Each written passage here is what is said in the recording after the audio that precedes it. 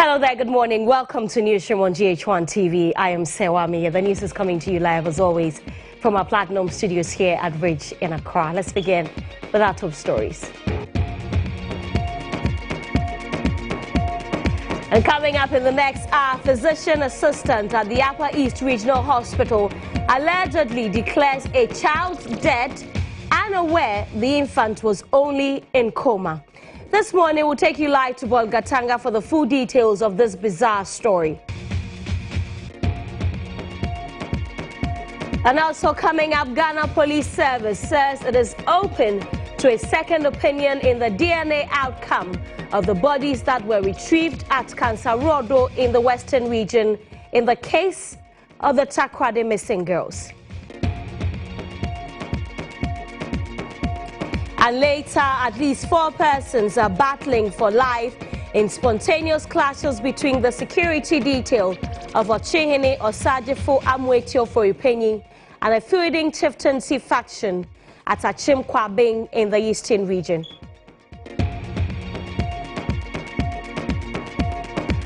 And on the foreign front, unofficial results in Israel's second election in 5 months suggest it is too close to call. Stay with us for details of these stories and many more coming up shortly.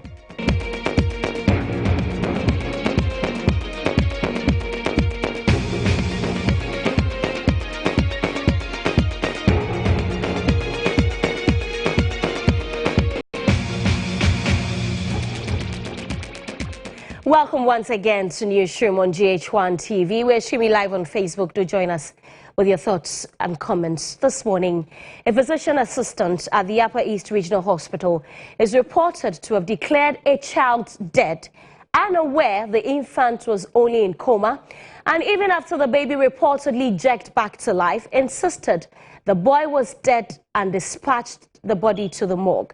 Grieving relatives are spitting mud over the boy's premature death and said to be considering a legal action against the hospital as a Damstrack Regional Police Command commences investigations and an angered public awaits the outcome.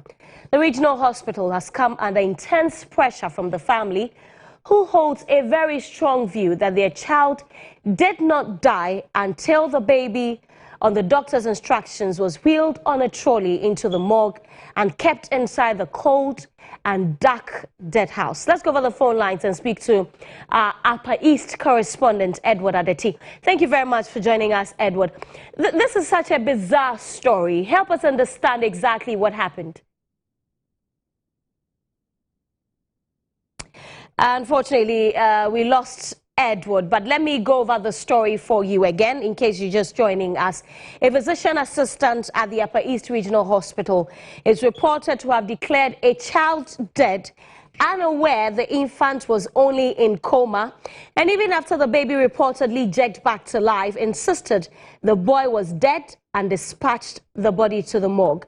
Grieving relatives, we know, are spitting mud over the boy's premature death and said to be considering a legal action against the hospital as a Damstrack Regional Police Command commences investigations and an angered public awaits the outcome. The hospital has come under intense pressure from the family, who hold a very strong view that their child did not die until the boy, on the doctor's instructions, was wheeled on a trolley into the morgue and kept inside the cold and dark house. Our correspondent, Edward Adeti from the Upper East region, joins me over the telephone. Thank you very much for joining us, Edward. Thank you, Sarah. Edward, this is such a bizarre story. Can you help us understand exactly what happened? Yes, Sarah, like you said, and rightly so, it is a bizarre story, and the story goes like this, Sarah. We understand that this boy was taken ill and sent to the Upper East Regional Hospital. And as he was receiving treatment, the physician assistant declared him dead. And now, there is this question that has emerged as to why everybody calls the physician assistant a doctor. And I'll be explaining what the regional or the medical director at the hospital told me before I came on here about that. So then after declaring the boy dead, the body was released to the family. So then when the family got home, they realized that the boy was still breathing. So they lost no time in sending the boy back quickly to the same facility. And as if by design, the same physician assistant was at post. So he received the boy. And again, he insisted that the boy was dead. The family kept arguing. That is where an argument came up. The family argued that the boy was alive because they could feel there was life in him. And the doctor said no. Or the physician assistant said no, he was dead. So then, he quickly, according to the reports I've also gathered and what the police are also telling me, the physician assistant quickly called the mortuary attendant to the ward and asked him to take the body to the morgue. And the family insisted this boy was alive. That is it. The argument even became more intense. And I'm told that the mortuary attendant was taking the body to the morgue. Some relatives went after him and they said, no, you can't take this boy into the morgue. He's alive. He said, well, he was not answerable to them. He was only acting on the orders given to him by the authorities of the hospital. So he kept the boy there. And as it is now, the boy he has been declared dead. And it's like that is the reality the family have to cope with. And I'm told it's on this basis they are considering taking legal action against the hospital. While the police investigations, I'm told, have also commenced into the matter. So what? All right, Edward, I just want to let our viewers know that we've got the medical director for the Upper East Regional Hospital, Dr. Patrick Atobra, over the lines as well. We'll engage him shortly. But Edward, we understand that the baby was only in coma. How was it established that... Well, that is what I've heard from some police officers who are also part of the investigative team, that the boy was the baby was in coma. And I say this in quotes, I'm quoting them. And, well, perhaps the baby was not, but according to the family, the body was brought home or was taken home, and it began to breathe, and they sent him back to the hospital. So, where's the baby as we speak? Well, I don't know exactly where the baby is. Perhaps Dr. Atobra will be able to tell us where the baby is. I want to believe the baby is at the morgue.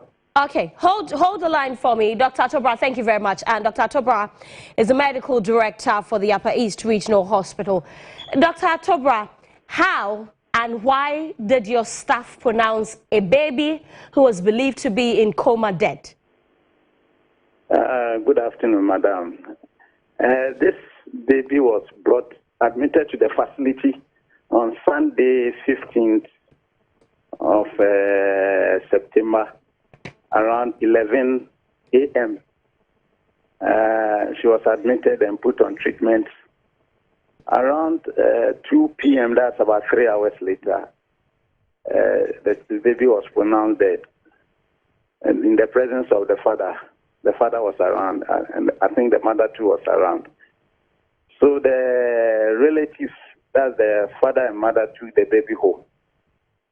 Then around 5 p.m., apparently the father called the baby's grandfather, that's the father's father. And when the father, he came home, he realized, he thought the baby was not dead. So they decided to come back. And that was around 5 p.m. They met the physician assistant.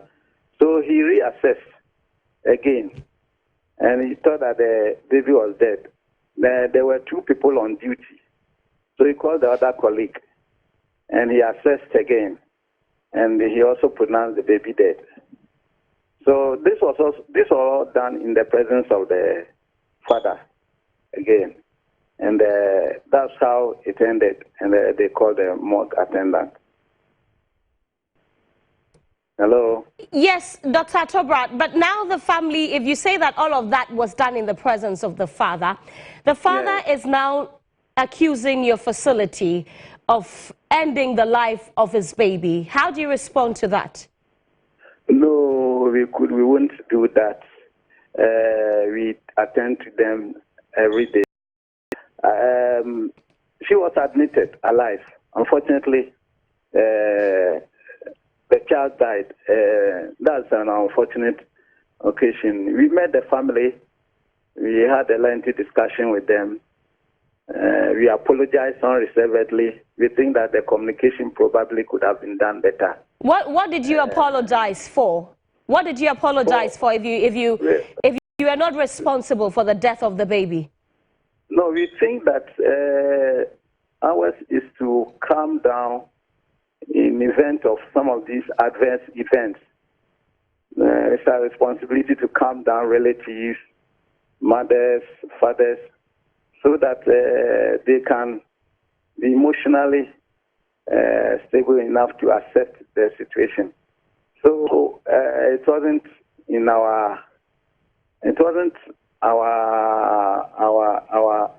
responsibility, or we did not intend passing judgment, accepting or rejecting, but to counsel and calm down tempers so that we can all settle down to the same thing. All right, I want you to hold on. Let me bring my correspondent in. Adeti, so I'm sure you heard Dr. Atobra and all that he said. Is that what the family thinks? Is the family on the same page with the doctor? No, well, from what I've gathered, it is true that this is the same, what's the name? The same statement Dr. Atobra made earlier when I spoke to him, that they did meet the family yesterday. But so whether the family is in agreement or has really understood what the hospital is saying, I cannot really say. What I've also gathered is that they are considering a legal action against the hospital based on what has happened. Okay, Dr. Atobra, are you aware of this stance of the family? No, not yet. I haven't been told that, but we have a very friendly discussion in my office. In fact, we did not have to argue with them whether they were right or wrong.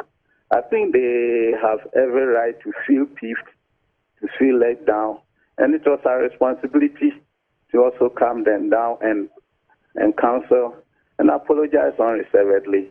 We met them yesterday. They came 3 days ago. We met them yesterday.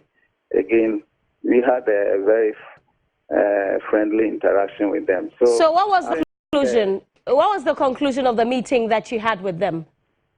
No, we think that probably the communication was not good. The interaction was not up to standard. We called the clinician and also talked to him accordingly. Communication in what way? As in how the physician assistant communicated the death of the baby to the parents? Exactly. How was it done that could have created such doubts in the minds of the parents? Normally, once you tell them, mostly they will agree. Now, if they have any difficulty, it's our responsibility to make sure that they agree. We persuade them, get independent opinion. The claims of the parents that they took the child home, realized the child was breathing, brought the baby back, and was pronounced dead again. Is there a way you can clarify that? At the time, our attention was around some 24 hours later. The child was already dead, so we couldn't have agreed or disagreed with them. In fact, the family took over the child's body yesterday and sent home. All right. Thank you very much for speaking with us, Dr. Patrick Atobra. This is a developing story. I'm sure we'll speak again soon when we have more details. Edward Adeti is our Upper East Regional Correspondent. Edward, when you have more details, you do let us know. Thank you very much. Away from that, many Ghanaians expressed shock after the police broke the news that the 4 missing Takoradi girls were dead following results of a DNA test. Now, many people on Twitter have begun calling for the resignation of the CID boss, arguing that she handled the case unprofessionally. The whereabouts of the 3 missing Takoradi girls, Ruth Love Quayson, Priscilla Blessing Bingtum, and Priscilla Crunchy, who were kidnapped between August and December 2018, became a mystery several months after the issue gained national prominence. We bring you a trajectory of events. The Takoradi missing girls dominated news headlines when in July 2018, 19-year-old Ruth Abaka went missing at Diabene. Priscilla Blessing Bentum, 21, also got missing at Kansarodo on August 17, 2018, and Ruth Love Quason, 18, got lost at Butum Ajebu Junction on December 4, 2018. Priscilla Mantebia Cranche, 18, went missing on December 21, 2018 at Nkrofo.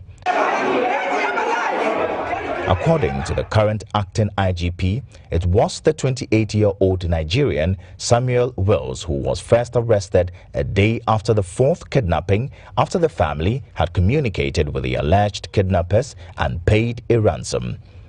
He was picked up at Kansarodo, a suburb of Sekondi Takoradi, on December 22, 2018.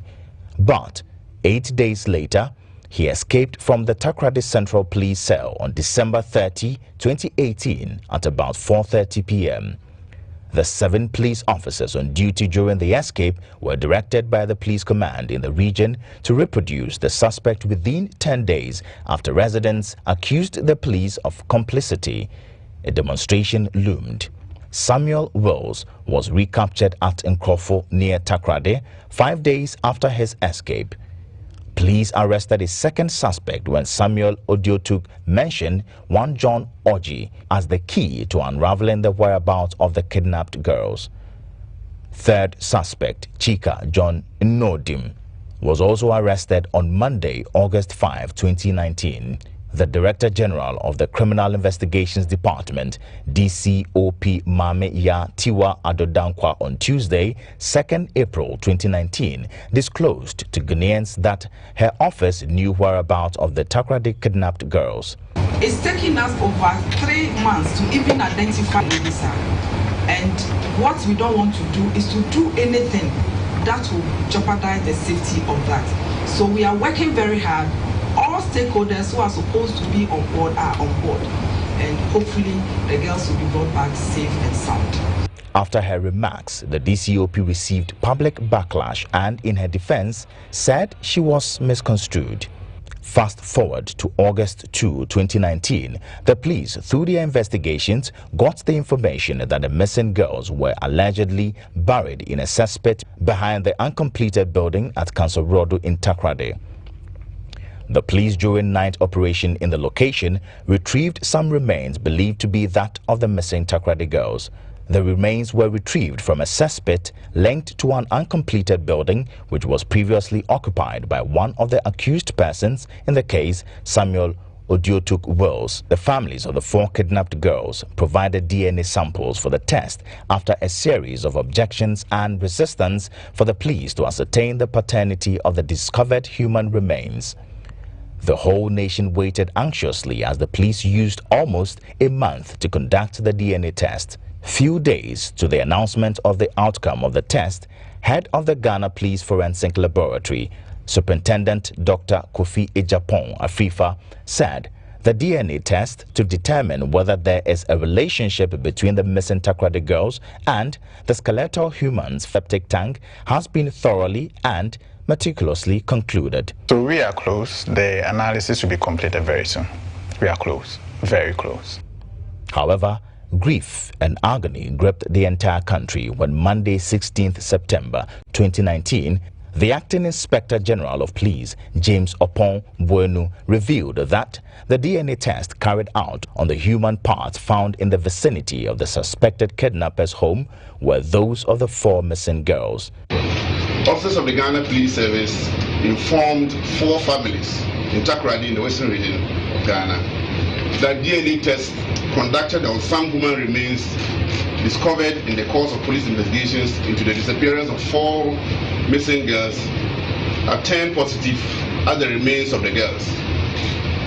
The Ghana Police Service has, with regret, therefore informed the families that the remains are those of Ruth Abaka, Priscilla Blessing Bentum, Ruth Love Quason, and Priscilla Cranche.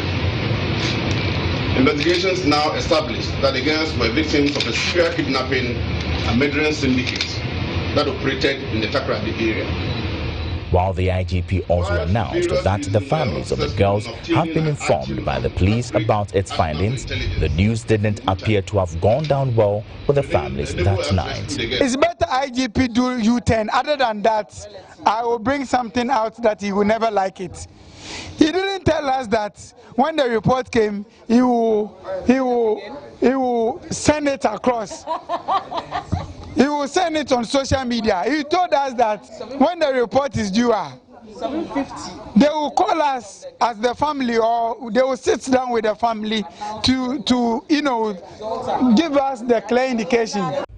The family of Ruth Love Quason, one of the kidnapped Takoradi girls who has been declared dead, objected to the phone call played to them by President Akufo-Addo through a senior police officer. Meanwhile, some Ghanaians have taken to social media to demand the immediate removal of the Director General of the Criminal Investigations Department, DCOP Mameya Tiwa Adodankwa. In an attempt to express their disappointment, the hashtag Tiwa Must Go is widely being shared on Twitter. However, just in case you are waiting for the head of the Criminal Investigations Department of the Police Service to resign, while at it, you might want to ponder over this comment from her at a British Council program. Tiwa Dankwa boldly told Ghanaians on August 14, her resignation is needless as that will not bring back the girls. My position is not a position that I apply for. When you have everybody calling for your resignation and other things, the question that you need to ask yourself is that the one that will solve the problem? Meanwhile, the Director of Public Affairs of the Ghana Police Service, ACP David Eklu, says the service is open to a second opinion in the DNA outcome of the bodies that were retrieved at Kansarodo in the Western region. Speaking on our sister station, Star FM, he said the police has nothing to hide in the results that confirms that the bodies were that of the missing girls. Now, this comes after two of the families rejected the outcome of the DNA test conducted by the police. The Kwesing and Benchum families who say they want foreign experts to carry out the DNA test instead of what the Ghana Police Service has done. Yes, and joining me over the phone lines is spokesperson for the affected families, Michael Hayford. Thank you very much for joining us, Michael. You're welcome. Michael, first of all, why are you disputing the accuracy of the results of the DNA test given to you by the police? We are saying that it's unacceptable. We can never and ever accept the DNA test. Why? They told us, the IGP and colleagues told us that they will allow the family to witness the process of the DNA test. That is what they told us. Ask them if that's the exact thing that they did. Ask them if they were able to, engage the family to be part of the process that they claimed that, or they told us initial state that they will allow the family members to be part of it. Ask them. And apart from that, we want to get the official report that can easily make us know the category A, category B, category C, category D. The process that takes place for them to, identify every single, single family's discovering or whatever. Okay, Michael, does that mean that if you get the results on paper, you will be okay? No. Like I am telling you that the police are not doing the exact work that they promised us that they will do. That is the number one. And then the number two is that we want to see the skeleton on our own so that we can also go and do the DNA test. We can't trust the Ghana Police Service because we managed to arrest the suspect and release the suspect to their end. Okay. And then the only thing that they pay us back is for the suspect to run away from the central police station. How can we trust them again? How can we believe the Ghana Police Service again? We can't believe them anymore. But Michael, let me ask you something. Please calm down for me. What reason would the police have to hide anything as far as you're concerned? What reason would the police allow somebody to run away from a whole of central police station? What reason would police allow suspect to run away from Central Police Station? Tell me. But I'm asking you that moving away from that reason with regard to the results of the DNA. We are not moving away from that. We need to take it one. Unfortunately, I'm unable to answer that question. I want answers to that as well. But I'm saying, with regard to the DNA test, what reason would you police will be lying about it? You know, the police top-ranking members, the National Security Minister, the Interior Minister, and then the CID boss, they were all appointed from Ghana, the President's office. So in all course, they will do everything possible but to save the image of the image of the government in power. You see, we are heading close to election. That is why they are doing all these things like skeleton, blah, blah, blah, and stuff. Is it the position of the family that the government doesn't care about you? No, everything shows that the government doesn't care. Everything shows that government doesn't care. If the government cares, the government will not leave us and go to, AFCON and come back and come and commission his program at Azim, and then he will go and stand Azim and say that Mendai is not sleeping. What kind of Mendai is that? Are we saying that the government is sleeping? We are saying that if you want to know that the government is sleeping now, the indication of the slap that the suspect received from the court, that shows that indeed the government is sleeping. Okay, Michael, is your position not being informed by previous misleading statements made by the police? Don't you think that's where the problem is? Please, you know what? All that I am saying that the result is unacceptable. That is all I am saying. Okay. We can get back to you evening news by decision that we have taken. I'll call you back.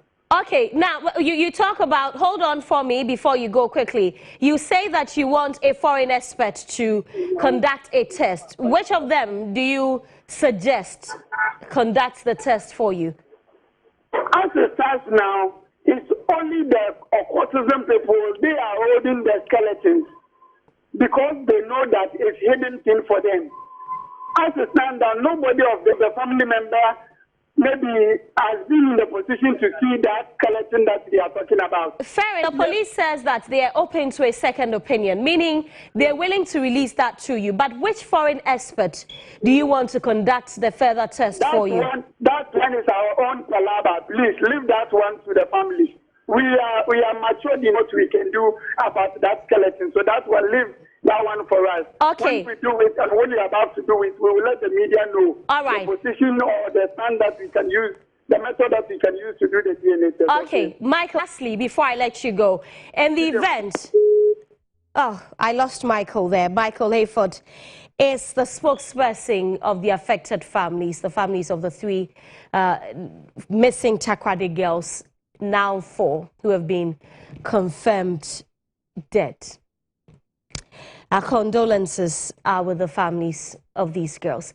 Away from that, the suspended Chief Executive Officer of the Public Procurement Authority, according to the letter, the people